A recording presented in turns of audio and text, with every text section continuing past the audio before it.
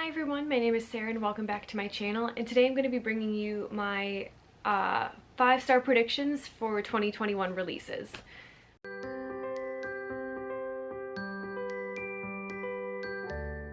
So I recently made a video that was kind of a list of my most anticipated new releases for the first quarter of 2021 because there's just too many to keep track of and I would get lost in a sea of lists and books, and so I decided to split up those into quarters. I felt like that would be a lot easier for me to follow and manage, things like that. And I wanted to do a follow-up video about naming 5-star predictions I had from those specific books. The general idea with these videos is that at the end of the year I can go back, go through all the books that I said I was going to read and like, and kind of figure out what books I ended up reading and what books I didn't end up reading, and then kind of go from there. Okay, so the first book I have on my 5-star predictions is Persephone Station by Stina Leicht. I really don't know if I'm pronouncing that name right. So this is kind of a space opera story. It's a space opera meets the Old West, and I find that concept really fascinating. It's one of the reasons why I really like the Mandalorian TV show. The general idea is that Persephone Station is a kind of backwater, forgotten place, and Angel, our main character, lives there and has her own sort of band of honorable mercenaries, in a sense, and is asked to do a job. And throughout doing this job, it's going to change change the world of Persephone Station as well as for Angel herself. And I'm very intrigued by the concept. I'm trying not to know too much about it, so I'm not reading a ton of reviews because I don't want to learn too much or accidentally spoil myself for anything. So, but just the vibe of that one is very, very intriguing to me, and I think I'm going to end up giving it 5 stars, especially because it is also a queer space opera, Old West sort of combination. So the next 5-star prediction I have is Hall of Smoke by H.M. Long. So this is the story that is about Hessa, who is a warrior priestess of the goddess of war, who is being punished for failing to follow her goddess's commands. While she's trying to atone for that, her village is attacked and basically destroyed, and so she's now on this solo journey to avenge the people who died and also kind of gain her goddess's forgiveness. And it's through this sort of journey that she's faced with the sort of reality that there's a lot more going on that's at stake, that the old gods are dying and that the afterlife, in a sense, is not like functioning the same anymore, I think. And so it's this sort of idea of this human warrior who's kind of thrust into this god and mythological sort of setting. And it just sounds really, really interesting and really, really cool. So the next book is The Mask of Mirrors by M.A. Carrick. This book I'm very excited about. I think the cover is really beautiful, and I am very much a shallow cover person where I like a beautiful cover. Sue me. And so it's this general idea of this Renata, who is a con artist, is invited into this sort of like city, and she has to sort of con her way into the noble houses to claim some like fortune to hopefully help her and her sister have some sort of good future.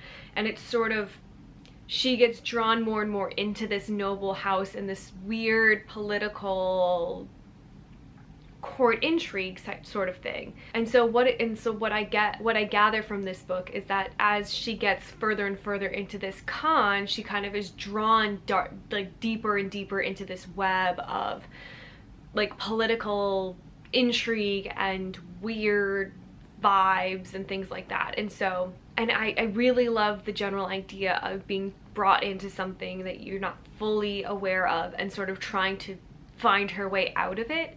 I'm very intrigued with this one, and I also really like that the summary doesn't give too much away, where I really don't know what's going to happen. I don't really know a lot about it, and I'm very intrigued by this one. The next book is The Bone Maker by Sarah Beth Durst.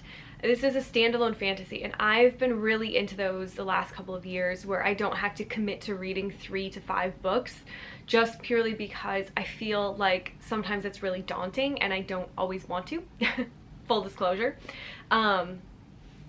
And so this idea of a kind of epic fantasy that takes place after the sort of original trilogy, if you will, where it kind of reminds me of Elantris by Brandon Sanderson in that way, where the story of Elantris kind of takes place after the story you would assume he would be telling of the fall of this great godlike city of Elantris.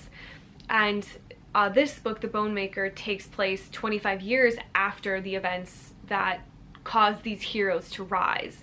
So basically these 5 people 25 years ago banded together to defeat the the evil person that they're fighting. I think he's a bone maker. I think he is the bone maker, Eclor. And they succeeded, but one of their numbers died. And so 25 years later, Acrea, the leader, has been basically working to find a way to resurrect the man who died because she loves him. And so it's this idea that, and she's willing to do it and sacrifice her own life to bring him back. And so the kind of catch is, for every day that he lives, she lives for one less.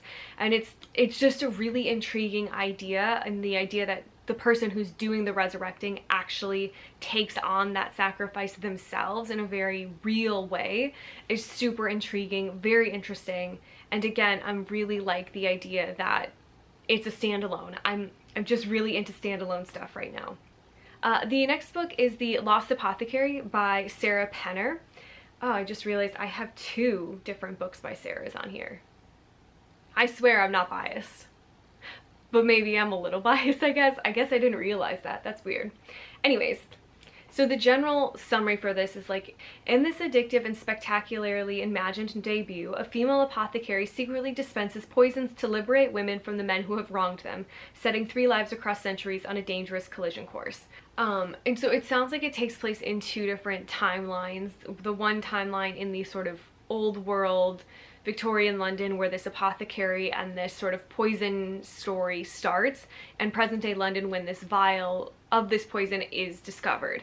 I really like the idea. Again, the cover is really beautiful and colorful, so I really like that. And I'm just really, God, I wish I could stop saying I'm so intrigued by these, but I'm so intrigued by these that this is one that I really think I'm going to end up liking, because the premise sounds great. The world, it sounds like it's going to have a kind of creepy, atmospheric sort of vibe, which I really like, and I am incredibly excited about it. And the last 5-star prediction I have for this video, even though I said I was going to do 5 and I'm doing 6, is going to be Act Your Age, Eve Brown by Talia Hibbert. I adored the other 2 books in the Brown Sisters trilogy by Talia Hibbert. I fell in love with Hibbert's writing. I fell in love with the characters. I'm really enjoying this contemporary romance rom-com sort of thing. Purely because Talia Hibbert really uses the rom-com tropes in a way that doesn't feel like forced, if that makes sense, where I buy into what she's saying and what she's doing in a way that I don't typically in contemporary romances. And maybe that's because a lot of contemporary romances go the drama route, and I'm just not interested in that. I don't really like dramatic contemporary romance. I like fun, fluffy, romantic, fun stuff. So I am super excited about this one. I gave both of the other ones 5 stars, so I can't imagine I wouldn't give this one 5 stars as well. March cannot come soon enough for this book for me. I am really, really excited. So those are my 5-star predictions for this quarter. Let me know in the comments below if you are interested in reading any of these books, or any 5-star predictions that you have for yourself for the coming months. As always, thank you all so much for watching, and I hope that you have a fantastic day.